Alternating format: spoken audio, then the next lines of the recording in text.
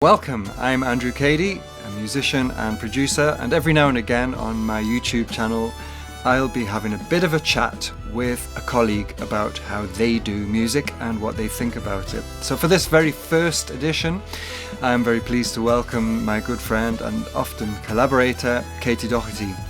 Katie is a tea-sider, a singer, songwriter. She's a composer for her own performances and for theatre. She accompanies herself on piano and is often joined by her band, The Navigators. She's a farmer's wife and a mother.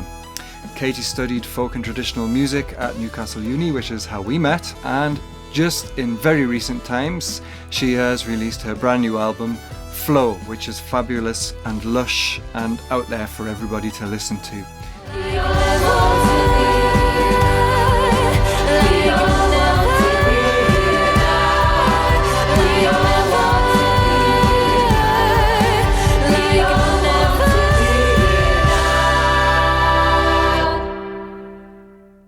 Hi Katie, welcome. Hello. How are you? I'm good, thank you. How are you? Fantastic. It's great to welcome you here to this first time I'm doing it. Thanks for being my guinea pig. Thanks for being patient. The technical bit hasn't been easy, has it? But we got there.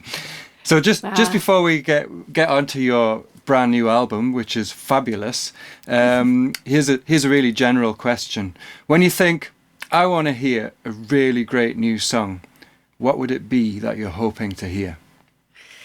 Well, I think particularly recently, I have been really craving drama and power and just something epic, something big, something different. And I think in the age that we're living in and, you know, Spotify and algorithms and all that kind of thing, it's quite hard to find something like that because I think the algorithm goes against all of that kind of anything that jumps out, anything that takes you away from doing the ironing or the cooking or whatever it is you're doing when you're listening to Spotify.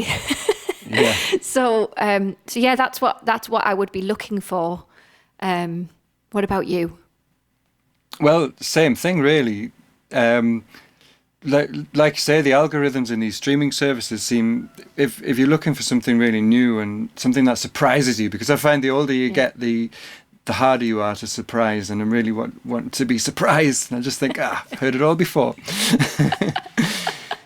So Not that if you, no, I know. I hope so. So if you start really out there with something and hope that the algorithm's going to take somewhere new, I just find it very, very quickly goes straight back to whatever's the most popular and middle of the road thing happening at the time, which is just a bit frustrating. So word of mouth is how I would then find what to listen to and then actually type it in and go and have a listen. So I found some good stuff through word of mouth. Yeah, we need to try and break the algorithm, don't we? Yeah, or just talk to each other. Talk to each other more. Recommend music more. And you said something with oomph and it stops you doing the ironing. I wouldn't say it stopped me doing the ironing because I didn't start, but I don't iron either. That was a big lie. But I'm going to change the image a little bit, and because this really did happen when your album, which is out now, it's freshly out, but when it was finished, because albums are generally finished for quite a long time before they're released, you sent it to me going, is this any good? And so I put it on. I had a long drive to do and I put it on in the car and listened to it from start to finish, and I had to actually pull over. I had to stop, not ironing but driving. I had to find somewhere safe to pull over and just get my phone out and send you a speech message saying, look, I'm in the middle of a long drive and I'm in a hurry and I'm actually late, but I just wanted to say your album has absolutely blown me away. It's bold, it's new, it surprises me all the time lyrically and musically and production wise. It's exactly like the sort of thing I would be looking for, and the algorithms haven't taken me there. You've sent it to me. This is going to be huge. So This is like a paid Facebook ad. I know. But did I send that message all those months ago? You did. Yeah. So we're not lying. So it's finally out now, and I think your album has those things that you're looking for, which is a good start. So you must like it. Do you know what? I don't normally well, I think most musicians are like this. Like, Yeah. God, you do an album and then I find it really hard to listen back to it for a long time. A long time. I find it excruciating, in fact, because you're probably the same, but I can just hear everything that's wrong with it, you know, from my point of view. This one I found. So maybe it's an age thing and a bit of context and, you know, and a bit of sort of perspective because of the last few years and everything. But I listened to it and I didn't go, yeah, that's brilliant. But I did go, I can actually listen to that. I can listen to it. Wow, that is a good sign. Yeah. I'm not crawling into a hole. I probably needed a glass of wine or two, but it was listenable. Yeah, it is. It's really hard to decouple yourself. I produce a lot of albums for other people where it's not even me, so I don't even have to have that. But it's still really hard to decouple yourself from the process, because every bit of every song that you listen to, you just remember. It just brings back all the problems you had while you were making it. Yeah, it can be quite triggering, to use a buzzword. Julian, who recorded And Then, I'm not sure he's even ever. Previous I don't album? think he's listened to it.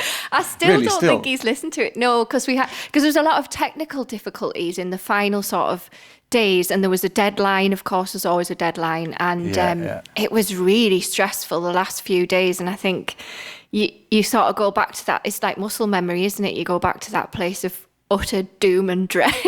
Yeah, it is a bit like that. Oh, poor Julian. That was 2019 that album came out. I know. It was brilliant. Julian, it's great. It's a fantastic album. You did a great job. Thanks, Julian. Keeping Katie in check.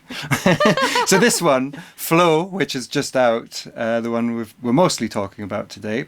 So we'll be talking about the album, but also processes, and going quite in depth about generally music and doing music. So Flow was produced together with Matty Folds, drummer and producer of great renown, certainly in the folk scene around Scotland. So how did you come to approach that? Because I know from you that your songs were basically ready and rehearsed with the band when you went in. So where did you include Matty in the creative process? So we spent quite a lot of time during lockdown kind of going over and over the songs, and there was a separate project actually attached to the creation of the album. So we did a bit of community participation, as it were, but we got quite a lot of people involved in the process this time, which was a bit experimental, but it did mean that it was over a long period of time that we developed particularly the arrangements, and so we had the luxury of time to go back to them and sort of go, how can we make this even better? And so Matty came in at that point. So in the August of 2021, before we recorded, we had 2 weeks together. Matty came down, listened to them in Dave's front room, and made notes, and sort of instantly had ideas at that point. And then one of the things that he did, which made the whole process much easier, was he made click tracks for us to work from. And he is an incredible drummer, like off the scale drummer, and I hate click tracks. I don't think I even said that to him, but I hate click tracks. I think you Everybody do too. hates click tracks. Can you do an impression of a click track so people know what click tracks, people, is like the metronome. When if you're recording overdubs, you need like an audio conductor, and they basically always sound like beep boop boop boop beep boop boop boop. It's soulless, soul destroying, and it just shows you that you're out of time all the time. Completely, all the time. So Matty made us these incredible, they're not even click tracks, they're like works of art in themselves, what he did.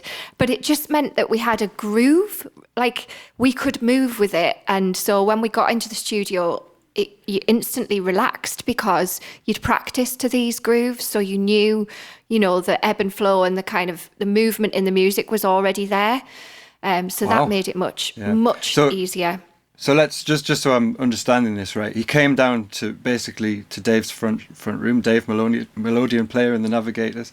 So you were all there, and you just sat together, no microphones or anything, and just played him the songs. Yeah, I mean, Yeah. I'd be lying if I'd said there was no microphones. There is always a vocal mic because the melodeon is loud. They're built to be loud, yeah. A melodeon's like an accordion with buttons on it and a push-pull system, by the way. Yeah, and Dave's playing, he's king of dynamics and king of emotion, and he puts loads of oomph into his playing, which is what we all love about him. But to sing over that, like, it really helps the dynamic, and it's fantastic in the mix. But to sing over it, I can't, basically. Fair enough. So my voice has got louder over the years, but no, it's not quite loud enough. So I always have a microphone. But like quite an informal audio totally setup, informal. just so you can play. And he probably recorded that, and then so he took away and played drums to make played live drums to make. Went to he's got a studio. He's got a studio that we went to and played along with. So he had rough ideas of what the click tracks would be, and we just made sure they were the right length. And if there was like, if we had like a ramp up in speed at any point or a slow down, or there was a couple of times where we had breaks, he made them according to the arrangements. So we didn't have to fiddle with that in the studio as well, because studios are really expensive. So because you recorded in the fantastic Castle Sound Studios in Pencotland, I think, in the Scottish borders. Great studio, and great studios are expensive to run and expensive to hire. Yes, and especially if you play the piano as well.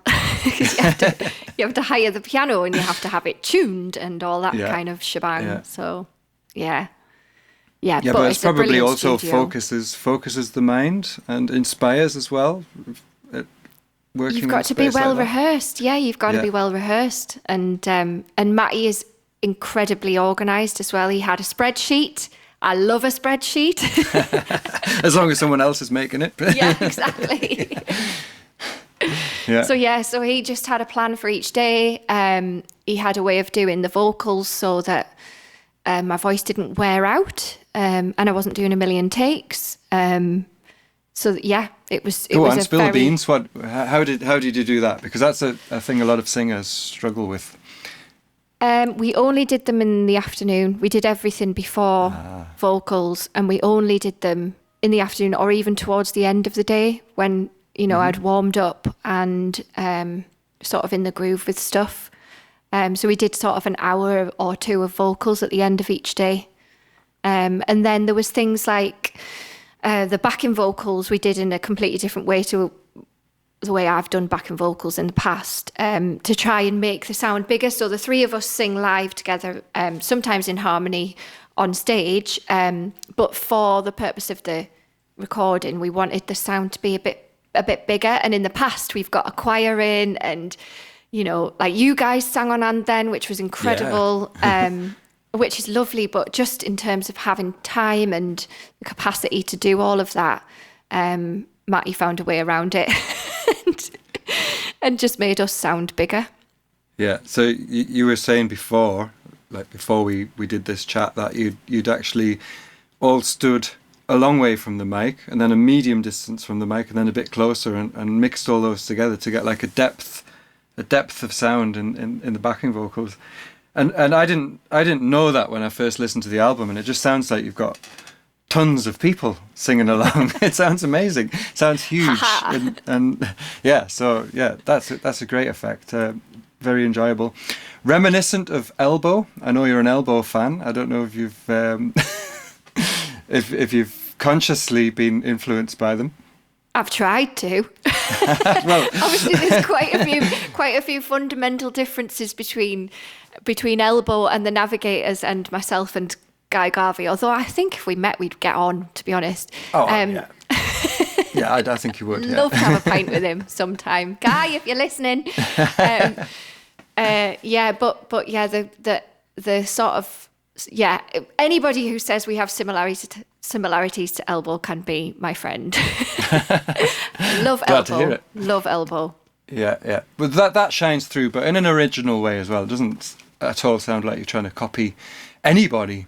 So how did you choose the songs for the album? Because that's always a thing. Did you have like the dynamics of a live show in the back of your mind as well as the CD and people listening at home or streaming? Well, yeah. So originally this was going to be, Flow was intended to be an immersive multimedia live show. And for various reasons, that never happened, mostly financial reasons. But that was always in the back of my mind, that there would be a visual element to it and there would be some sort of theatrical element to it, because I've always sort of been trying to join those two worlds together, my work with theatre and my work in my own performance, and bring the two together in a way that makes sense, which is basically all to do with storytelling. So, maybe one day that'll happen. But I think there's enough of that kind of vibe in the album that it doesn't go unrecognised. That kind of visual epic stuff is there in the music, even though we didn't manage to get it to the scale that I would have liked to. That stuff happens in your head as well. Just listening to the album, I think it's a. You mentioned storytelling. There's a lot of stories in the songs, and I've enjoyed trying to work out, because it's not obvious storytelling, which I think is deliberate. It sort of leaves a lot to the imagination. It sounds more angry than some of your earlier stuff, or you've developed more anger. a lot of songwriters start off like young and angry and then sort of mellow out over the years. You almost sound like you've gone the other way a bit. There was always a bit of anger there, but yeah. That's hilarious. I think it's just an age thing. It's a confidence thing, and am I allowed to swear? Yeah, if you want to.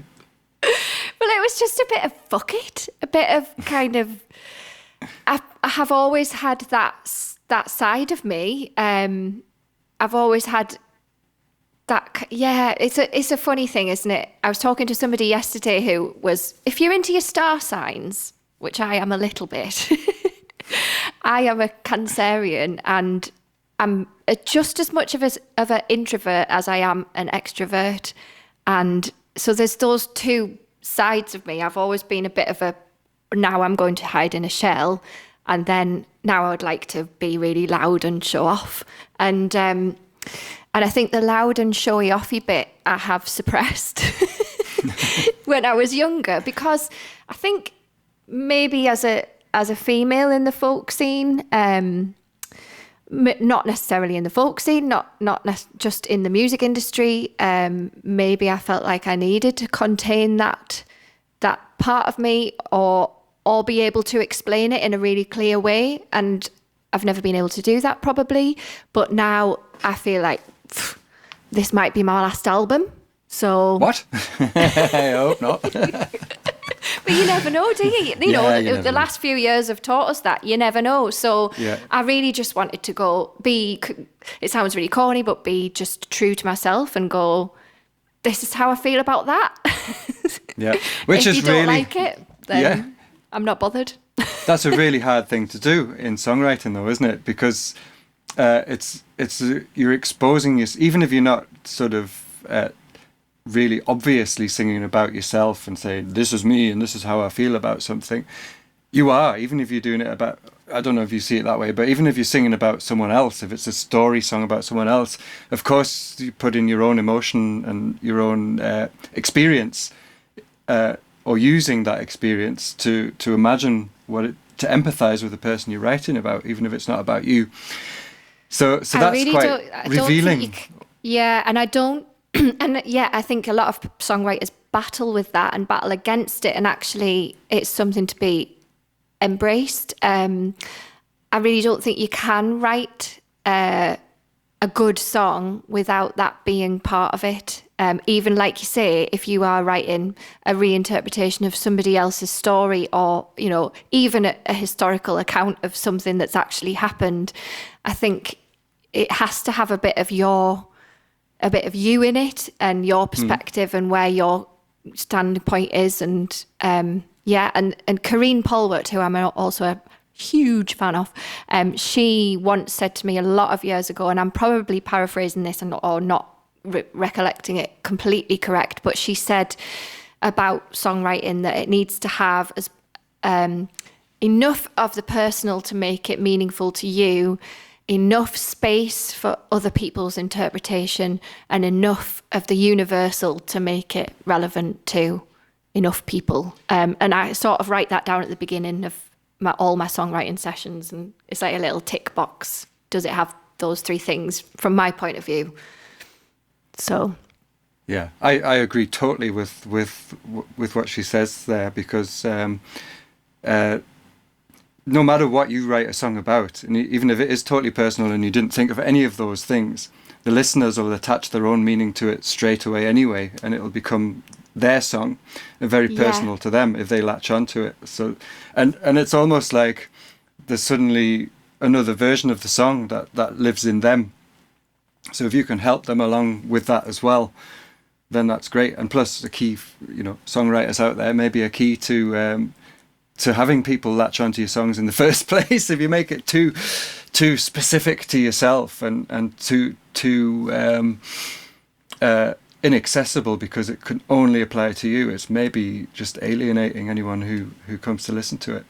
Completely. And what else is it for somebody else to take it and make it their own? I mean, that's why we write songs. I think that's why I listen to songs. I don't think it is anything without that, really. Yeah. So the songs on this album appear to me to cover quite a lot of different, often quite political situations. Should we listen in to one of the songs? Just have a few seconds and sort of right. I'm going to get me streaming app. Hopefully I'm gonna have a bit of wine. yeah. You just make yourself comfortable while I get this working. What should we go for then? Cheers. I don't know. Well, if you want political, then I suppose "Hey Little Girl" is probably the most overtly political. Here we go. Oh, it starts, sorry. Hey little girl, don't tell us what to do. Oh little girl, nobody's gonna listen to you. How many marching on your way? Look at all the money coming our way. Marching feet just tap the beat, but the beat is ours and we're gonna keep the beat. Keep the beat, keep the beat, we're gonna keep the beat. Then she said, how dare you keep walking away. So I'm just going to fade that down a little bit. So it starts quite differently from a lot of stuff you've done in the past, with what sounds like a programmed, perhaps, drum, or certainly sounds quite almost techno-like beat go in the beginning, which is quite a surprise. It's track 3 on the album, so you've been very bold in breaking the mold, maybe, perhaps. I think that was your suggestion, Andrew, though. Was it? It might have been, actually, yeah. So it's your fault. But yeah, it's a obviously very angry song. I think I've guessed what it's about. Do you wanna say, or do you just rather not? Oh no, I tell everybody. Go on. What's it about then? It's about Greta Thunberg and the abuse and predominantly the abuse that she gets on Twitter, and the real personal attacks on her character and on her everything about her physicality, her pigtails, her youth, her nationality. They just pick at anything. And I think she's absolutely incredible. So, I felt like she deserved an angry song, really. Yeah, absolutely. Yeah. And how have people reacted to that song? Maybe you haven't had many reactions to the album version yet because it's only just come out, but live as well. Do you get mixed reactions on that one?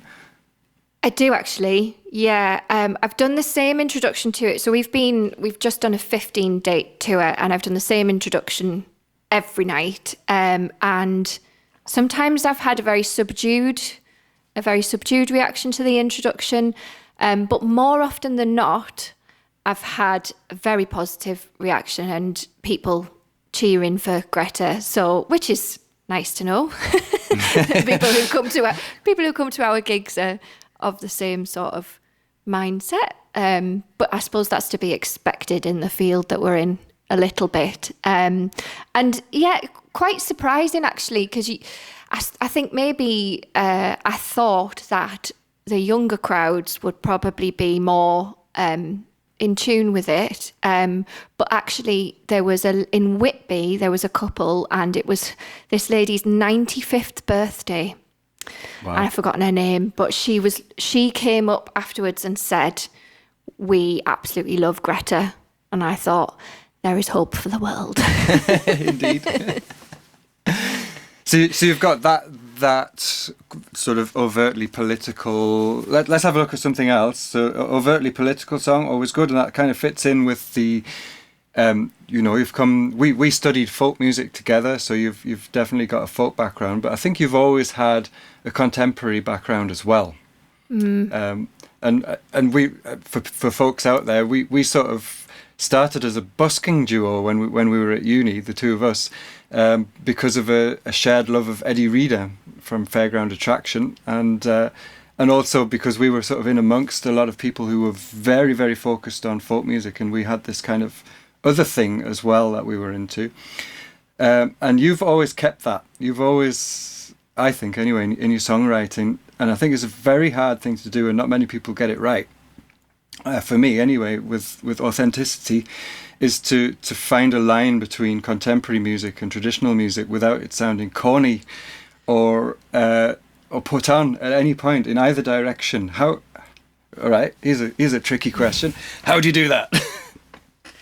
That's a really tough one, because I feel that kind of friction between the two things all the time, I have to admit. And I think at one point, when I released the first album, Bridges, it felt like there was a time in music where it was quite cool to be more folky, and it was sort of, I could have gone that way. I think that I've won a songwriting competition, and the judges there were predominantly from the pop industry. So there was Guy Chambers, who wrote with Robbie Williams, and Andy McCluskey, who managed Atomic Kitten, I think, at the time. And I won that. And then the following year, the Wombats won it, and they've done a lot better than me. But at the time, I did have a few different offers of, that kind of ilk, that pop sort of side of things. And it's one of those things, it's hindsight, isn't it? But I didn't have the confidence. I didn't want to be a pop star. I did not in any way, shape or form want to be famous or anything like that. That just wasn't, that's not why I do music, and has never been. And then I think nowadays, even more than ever, everything has to fit into a box. It has to have a label.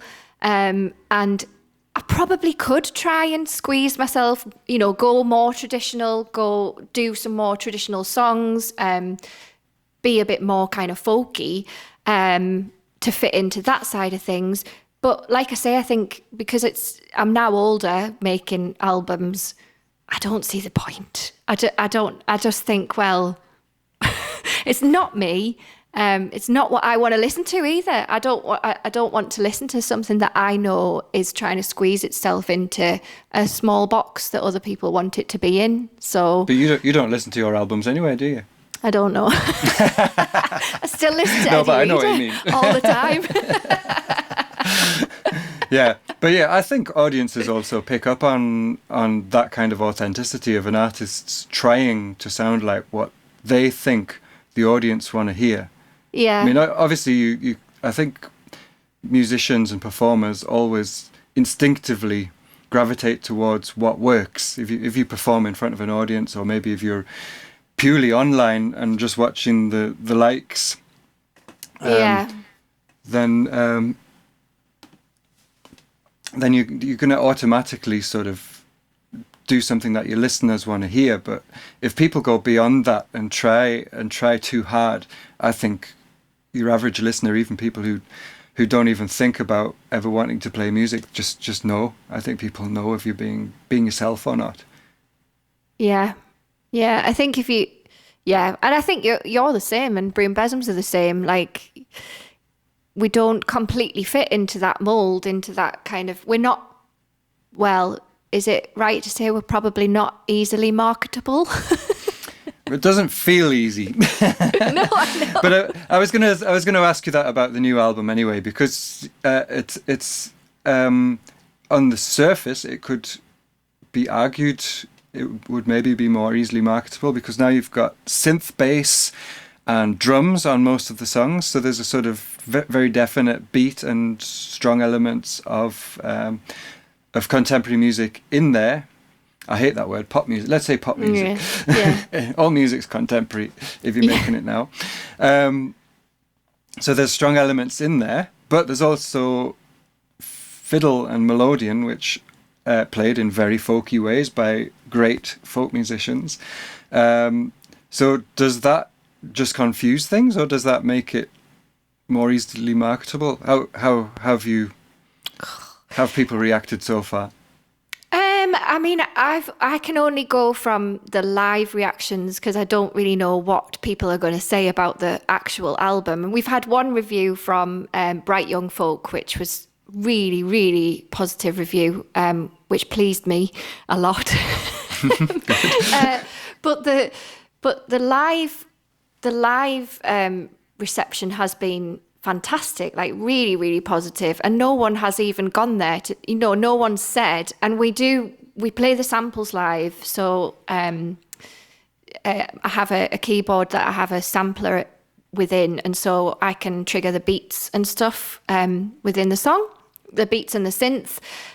So I've been doing that live, and everyone's just interested in how it works technically, to be honest. That nobody's sort of gone, oh, that's, it's not very folky, or it's not, blah, blah, blah. Nobody's done that. But in trying to market the album, I have come up against, a little, I don't know why I'm surprised, but I was a bit surprised that a few people have said, no, we can't put this here because it's not folky enough. Yeah. And what about the other way around? What about pop radio or magazines? Have they found it too folky, or have they been more open to it? I don't know yet about magazines, and I actually like so the PR that I get is generally in the folk world. But there was one gig on the tour.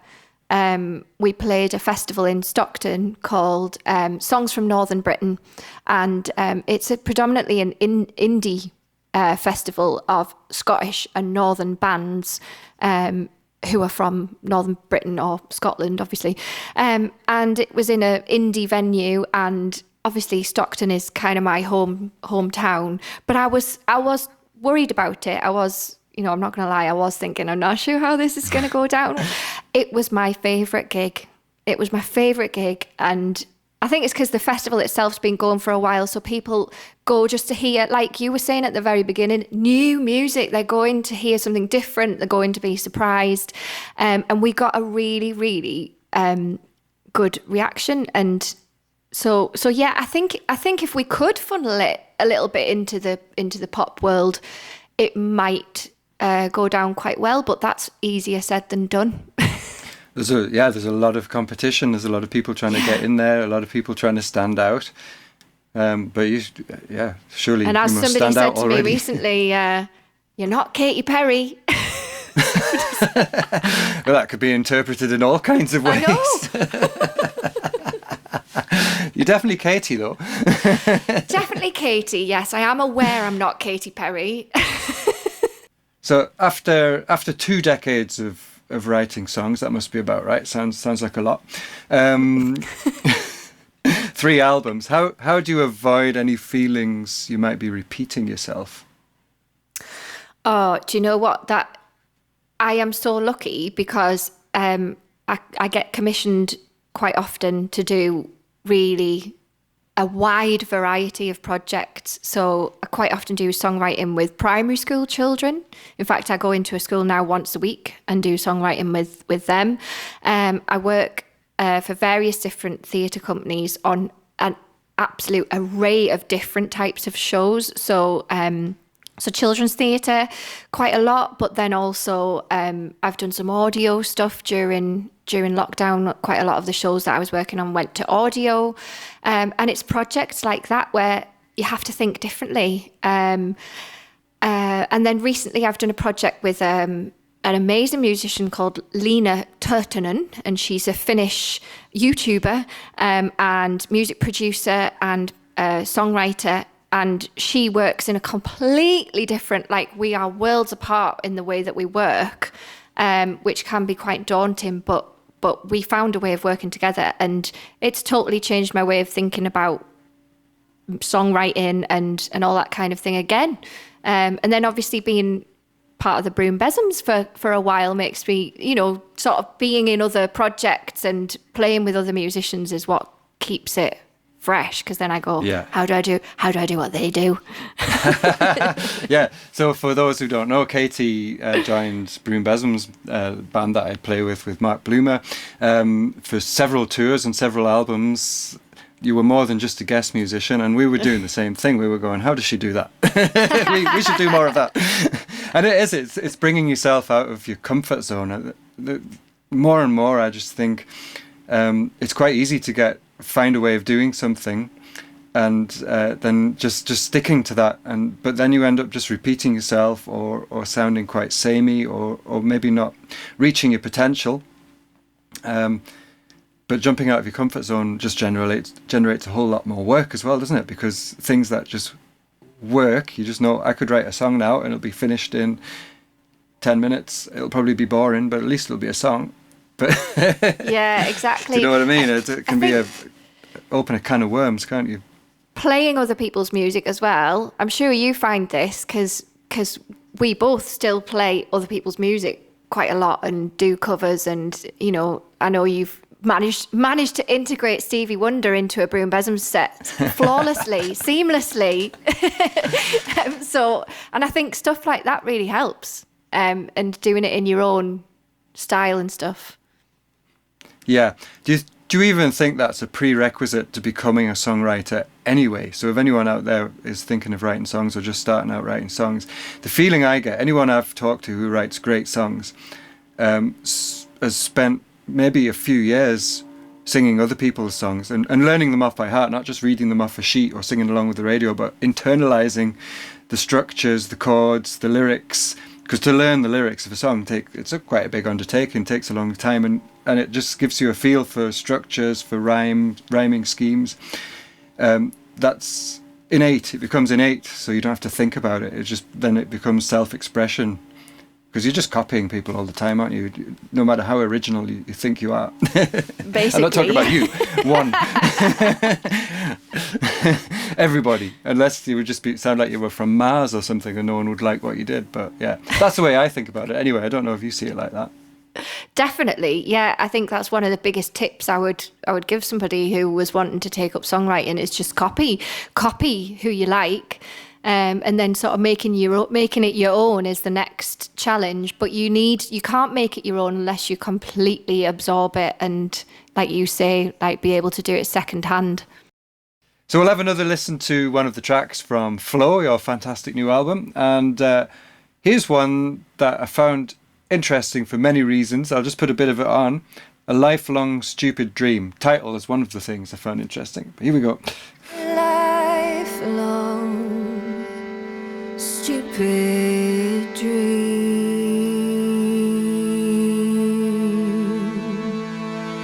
at the mercy of the sun, at the mercy of the sun.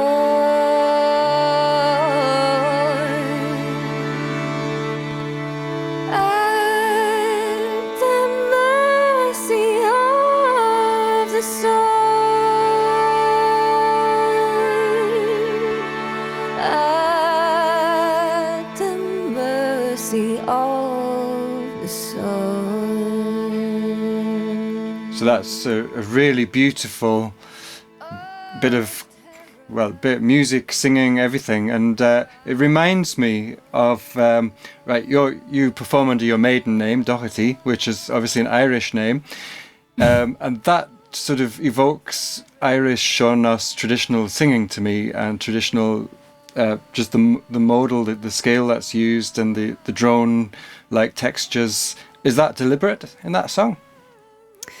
I hadn't thought about that Irish stuff, to be honest, but yeah, it probably is unintentionally. Or what was going on then? What was going on in your head when that came about?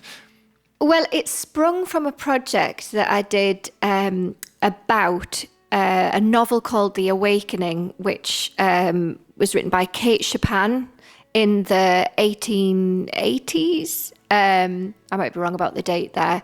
But Kate Chopin, she was a revolutionary female novelist, and she wrote about stuff that wasn't sort of written about by any other authors at the time. And actually her book was banned for a little bit of time. It came back in the 1960s, and it's now one of the sort of seminal feminist novels. And she grew up in Mississippi, and she had quite a privileged life, but she dedicated her whole life to writing about stuff that wouldn't get published.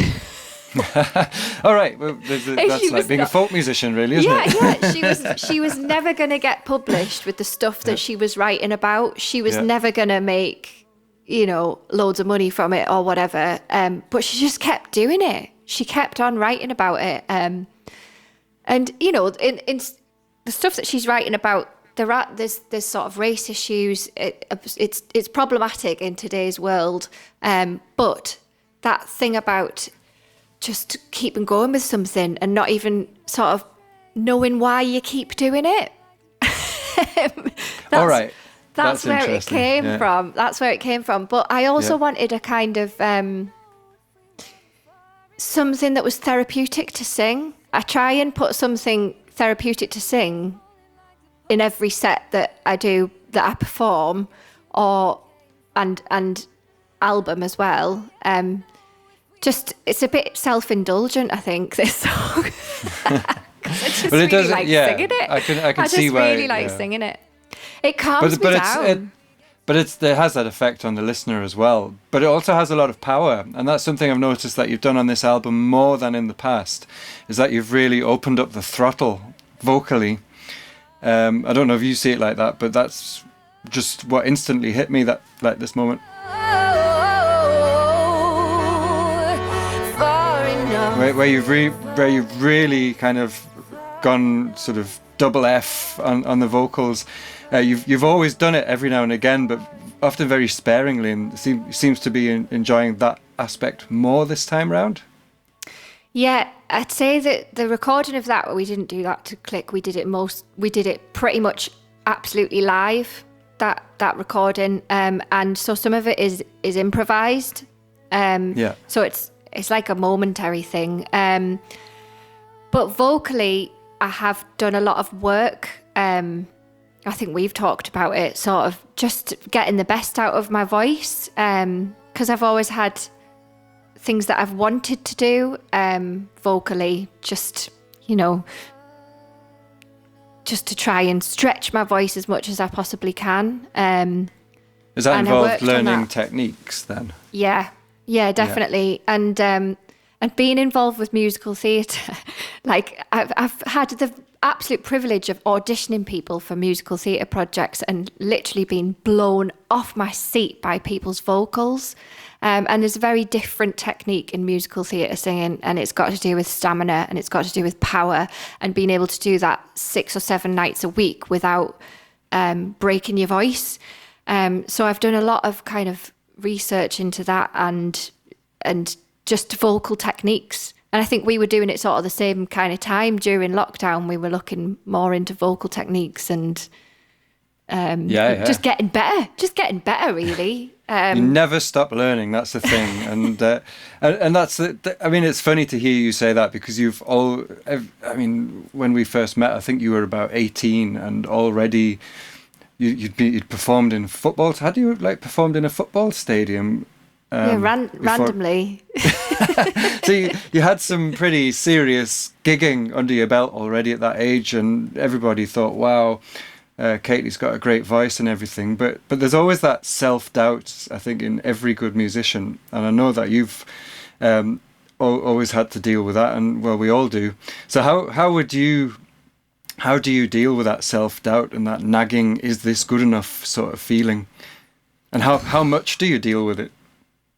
Constantly, and it's been a continuous battle. I think it got immediately harder the minute I started singing my own songs. When I was singing other people's songs, I was just singing and I was just using my voice, and I enjoyed using my voice, and I loved putting interpretation into their songs, but I didn't feel like I was laying myself bare in any way.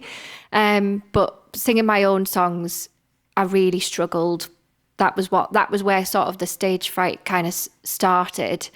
And I think if it's unchecked and you don't kind of keep a monitor on it and take advice from the word go, it can very easily get out of control. And I know lots of people, I mean, you literally talk to anybody and they will have had a bout of stage fright. If they've had a performance career, they will have had a time where they found it really difficult to get on the stage. Different things work for different people. I had some hypnotherapy, which was really helpful. I've literally tried everything. I mean, bananas before gigs, someone.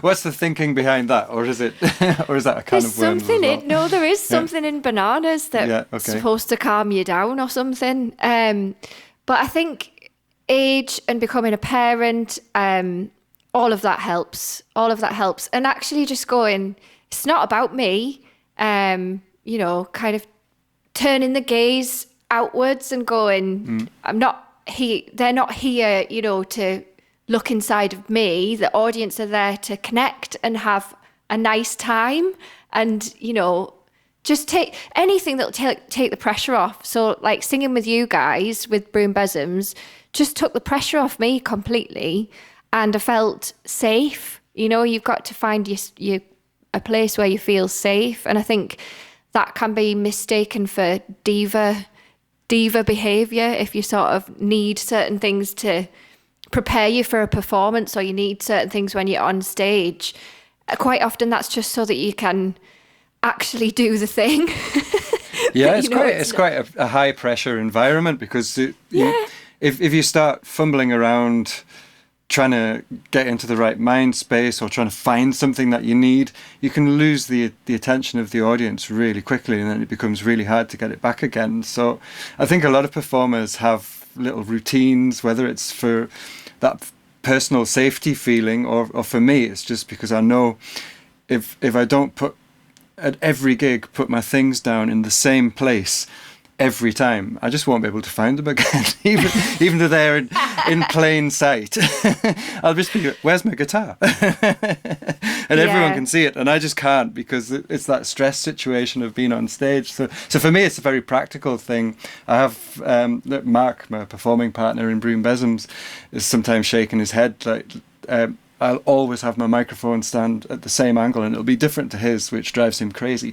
But it just needs to be like that, and I don't even know why anymore. But if it's not, you find out why at a really bad moment, and then it's like, oh yeah, there is actually a reason for that. And just having everything where you need it, or having your routine beforehand, just to feel comfortable and able to do this really high pressure performance to give people the most of yourself at your best, because that's what you want to do, isn't it, in the end? Completely. I mean, where do you put your drink? This is something I deal with. Where do you put the drink? I've never actually thought of, but on the right. When thinking now, it's always, because I'm left-handed, which is weird because I don't play left-handed, but it's always right-hand side of the microphone stand. You see, wherever I put it, I inadvertently spill it.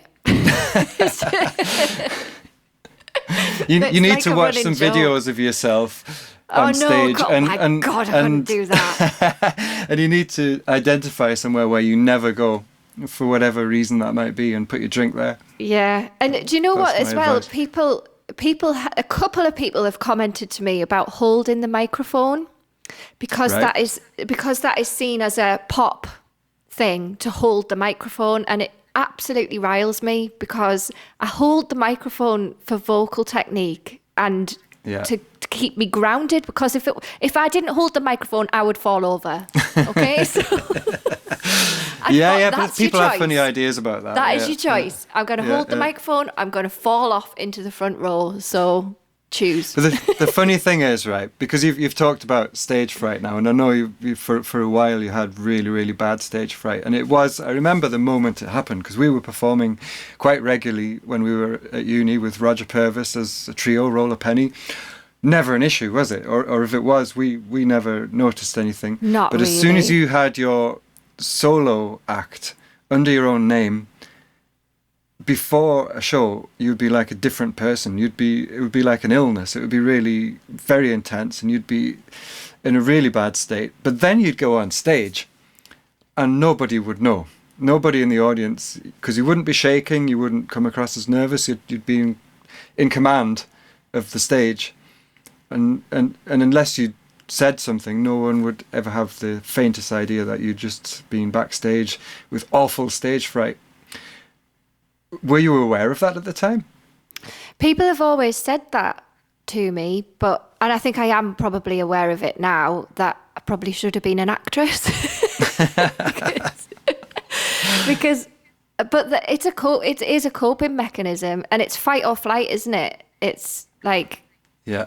I can only get on the stage and I don't and just But then, go for it. the obvious question is why? Why were you doing it? Why were you putting yourself through that at the time? Yeah, well, that was the question that I continually asked, because it just was getting worse. It was getting to the stage where I would be sick before a performance, and then actually the less performing I did, the worse it got, because the gap between it, you get less used to it. I think if you perform more, you can get yourself through it, because you've got to basically. But I wasn't performing a huge amount, so the gaps between performances were bigger, and it got to the stage where I'd be ill 3 days before, I'd be ill 4 days before, I'd be ill 7 days before, and my nearest and dearest were like, "Why the hell are you doing this?" So Yeah. I just stopped. I just stopped doing it. But I did. I really missed just singing. It wasn't necessarily being on stage. It was I just missed the opportunity to sing. And I've sung since I was tiny. Like, I don't ever remember a time I wasn't singing. So that bit of me was missing when I wasn't doing it. So Yeah, and I probably had to that find a connecting with way. an audience as well, despite the fright. Yeah. Yeah, totally. Yeah. Let's listen. Let's have another listen into something. All right. Talking of audiences, when you were in lockdown, you were doing your live streams.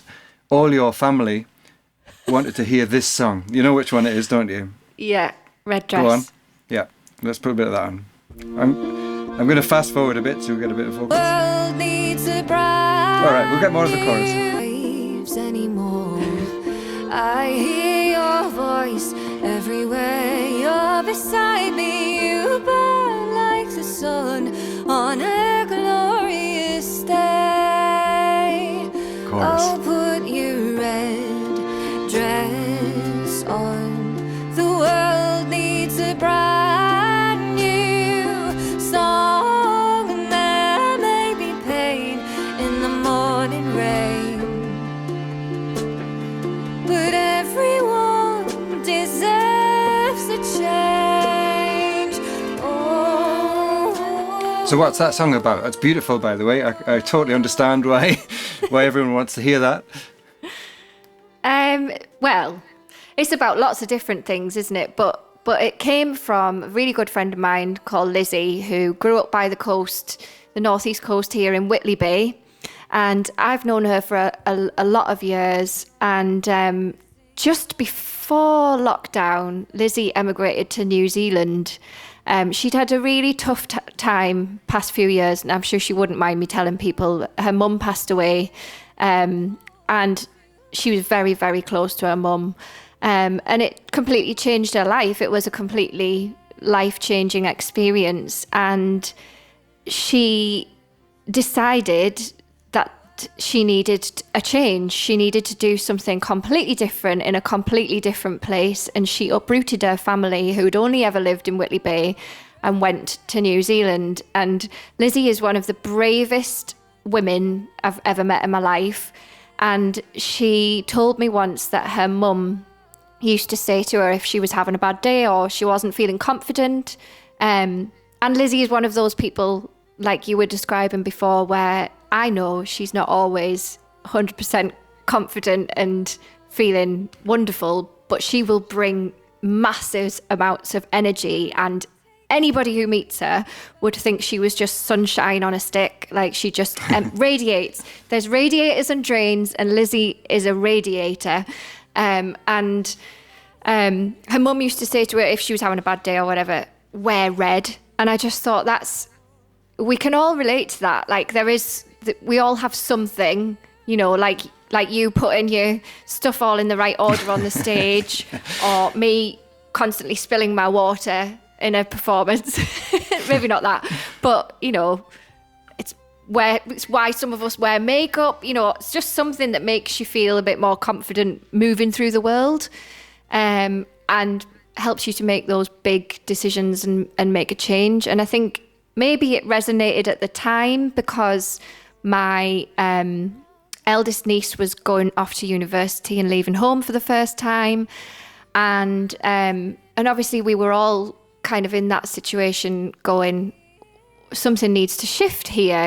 We were in lockdown going, something needs to change, and maybe this terrible, terrible thing that has happened to the world is an opportunity. I think there was there had to be a sense of that at the time, a sense of hope from something rubbish happening. And I think that's maybe why it resonated with my family anyway. Yeah. Wow. Yeah.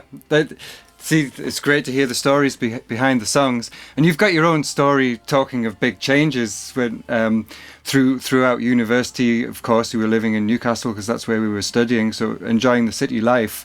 And then you met Stephen, a hill farmer, and now you're a farmer's wife. And I say that with in quotation marks, because farmer's wife is traditionally a job description as well. Yeah. Would you call yourself that, or how would you see that whole thing? I would be doing a disservice to all of the farmers' wives who I know. I am the wife of a farmer. I am not a farmer's wife, and could never be. I couldn't do that job at all. So, sorry, Stephen.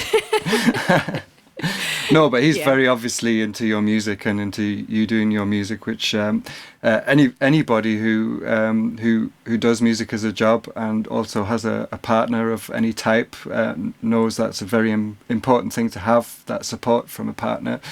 But that must have... Go on. I think that must have given... You go. that must have given you just that whole change of uprooting from the city and moving to the countryside, getting married and having a child, Leo, must have given you a whole load of new material and new impulses for songs as well, and for maybe the sound of your music. Completely, yeah, totally. Particularly the becoming a parent thing. Everyone says it puts everything into perspective. But yeah, being on paper, Stephen and I shouldn't be together at all. but it works in the sense that our values are sort of similar. His job is completely a vocation. He couldn't do it if he didn't love it. No one would be able to be a farmer if they weren't sort of loving that lifestyle. And my job's exactly the same. You can't do it unless you love it. Why would you bother? So it works in that sense. But in the musical sense, obviously there's the landscape, and I'm generally writing whilst I'm there, and the landscape is very inspirational. And the space and the kind of being off grid, although it absolutely drives me crazy. I'm not there at the moment because broadband wouldn't work. Yeah, you need to contact the outside world every now and again. As every an now artist, and then. So that's, yeah. But it is tricky. handy to be able to switch it all off and just go and just concentrate on the music and not scroll Instagram all day. Absolutely. Well, talking of, I think this one definitely, the first single from the album, Flow, Hurricane, that's about being a mother, isn't it? So we'll put a bit of that on.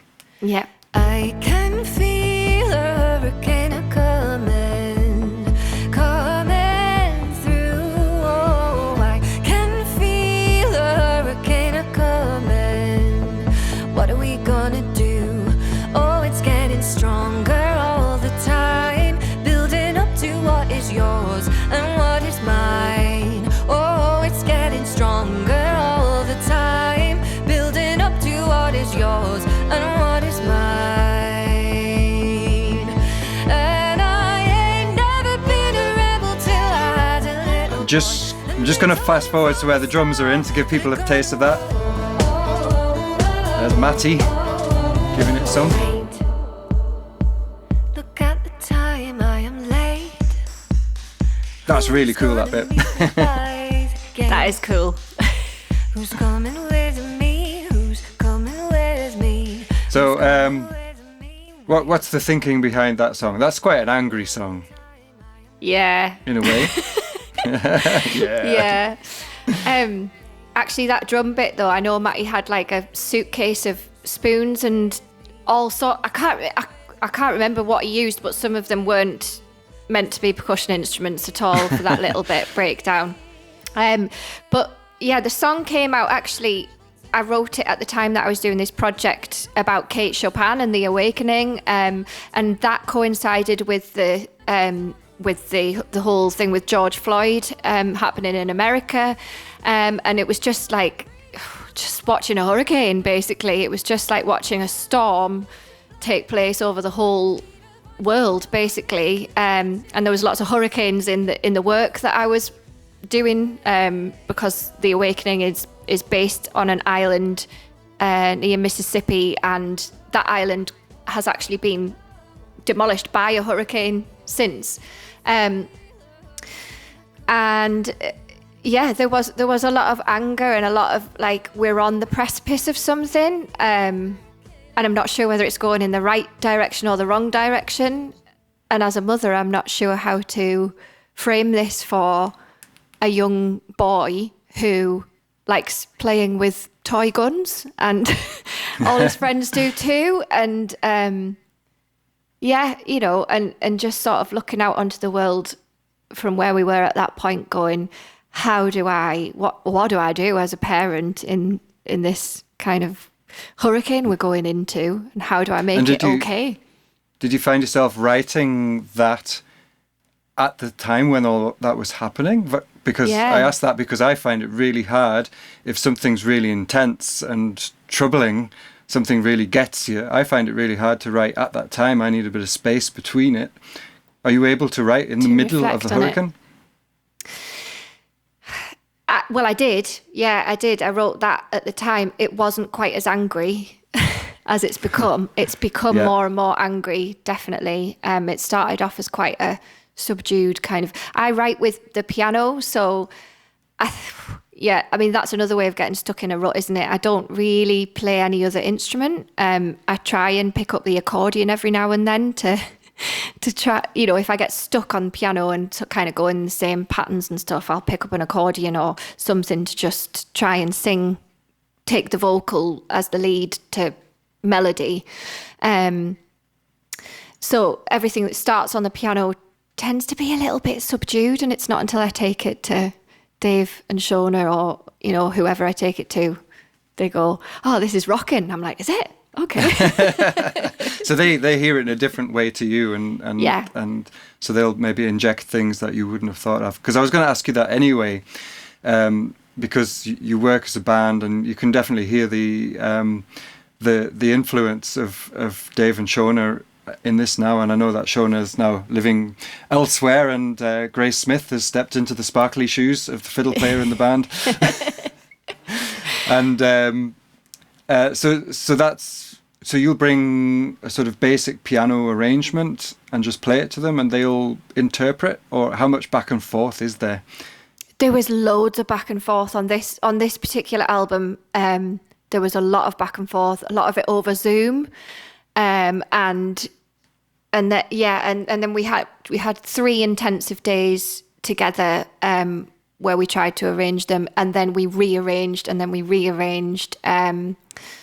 So yeah, there's a lot of back and forth, and they have a huge amount of input on the arrangements and even like the structure of the songs. And for example, Summer Song, Dave wrote the tune. I brought this song and then said, I think there's some sort of Englishy type melodian tune in the middle of this. I picked up on that, yeah. Yeah, so it's quite a folky song. Maybe we should put a bit of that on. That's the latest single from the album, isn't it? The one that preceded the release. Yeah. So it's quite you can hear the landscape in here. When there are stars above us. In the lyrics and the music. In the month of May, we will be as children. We will come and play. And this beautiful chorus. Go and gather the musicians. The dreamers of the dream. And then the bit you were talking about, I'm guessing it's going to be here. I'm just pulling up my phone. Oh yeah, there it is. That's yeah. So it sounds to me, I was going to ask if it's a Morris tune, but Dave wrote it then. Dave wrote it, yeah.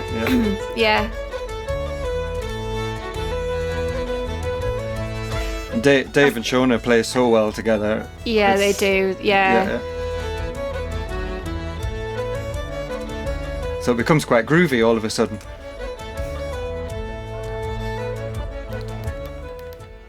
So the opening track, Never Before, the arranging different songs on an album is quite a process, I think, for any musician. And this one does it for me because it has an opening that sort of, it's like the beginning of a film or something. It's like a musical scene setting. So I'll just put it on and then everyone will know what I mean. Never Before.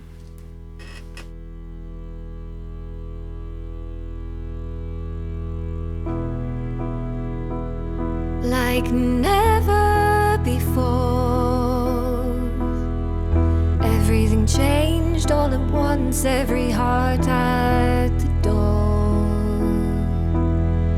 Nothing's the same, how can we carry on like before?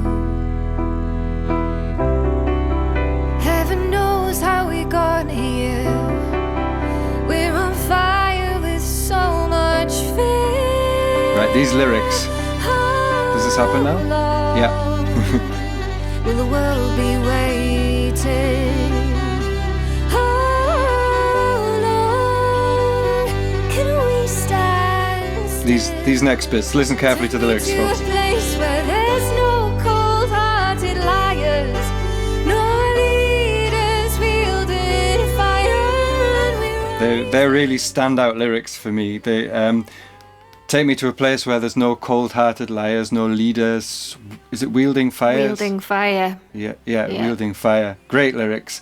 Well, what were you thinking of there? Where do you start?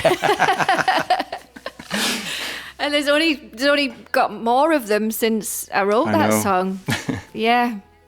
So, it's disappointing, isn't it? I sort of wrote it as a kind of hopeful. We're coming out of something. It's an opportunity for us to think about different things differently, and it did feel like people had reevaluated and sort of seen what was important. But alas, I'm not sure that's happened. Not yet. There's hope yet, but it is a hopeful. Yeah. It's kind of angry and hopeful at the same time, and I think that's a great way to open the album because it has that sort of So it's not like an album you put on and you think, oh God, this is going to be hard work. It opens up and the sun rises and the birds are singing with the musical sort of jumps and everything, and then there's that sort of anger in there, which is kind of keeps coming back as a theme. Yeah, so I thought that was a great choice of first song. So we're coming. We could go on. I could gladly go through the entire album and ask you thousands of questions, but we'll try and keep to about an hour for the interview. So there's a couple of questions I just want to ask you, general things. What will your next thing be? Any plans? Oh, well, I've got a couple of projects. So I'm writing something for orchestra at the moment. Oh, cool. And 50-piece choir, which is part of a sound installation. I'm working with an amazing sound artist who's made a sea soundscape, and so that piece is going to be part of an installation. And then we've got a few gigs in October down in London and the Southeast. I am back at Northern Stage in Newcastle doing the Christmas show there, which was... it was cut short due to COVID last year, so we're bringing it back. Hey. Sorcerer's Apprentice at Northern Stage. And then I don't know what's going to happen next. I have got some ideas, but... Yeah. Sounds like plenty. See. And you'll surely be plugging this great new album as well. So where can people get the album Flow from and your previous works?